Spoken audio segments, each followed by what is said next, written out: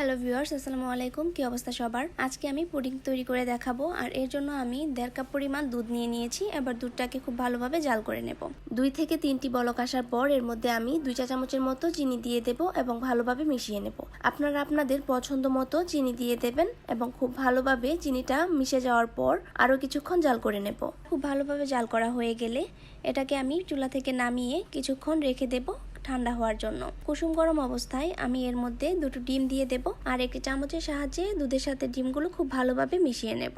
এরপর 4টি মোল্ড নিয়ে নিয়েছি, এর মধ্যে আমি দুধের মিশ্রণটি দিয়ে দেব। ঢাকনা দিয়ে সবগুলোর মুখ আটকে নেব এবং একটি পাত্রে সামান্য পরিমাণ পানি দিয়ে এই মোল্ডগুলো তার মধ্যে দিয়ে দেব এবং ঢাকনা দিয়ে ঢেকে দেব এবং ঢাকনার যে ছিদ্র আছে কাগজের সাহায্যে তা বন্ধ করে নেব। এরপর 15 থেকে 20 মিনিটের মতো জাল করে নেব, কারণ 15 থেকে 20 মিনিট জাল করলেই আমার পুডিংটি তৈরি হয়ে যাবে। এরপর আমি চুলার আঁচ অফ করে দেব এবং পুডিংগুলোকে নামিয়ে নেব।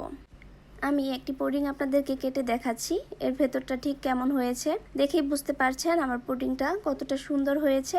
এভাবে পুডিং বানিয়ে ফ্রিজে রেখে দিলে আমরা যে কোনো সময় খেতে পারবো। আর এই গরমে এই পুডিং এর রেসিপিটি আশা করি আপনাদের অনেক উপকারে আসবে। আজকে এই পর্যন্তই। সবাই সুস্থ থাকবেন, ভালো থাকবেন। আর আমার এই ভিডিওটি ভালো লাগলে অবশ্যই বাসায় ট্রাই করবেন। আল্লাহ হাফেজ।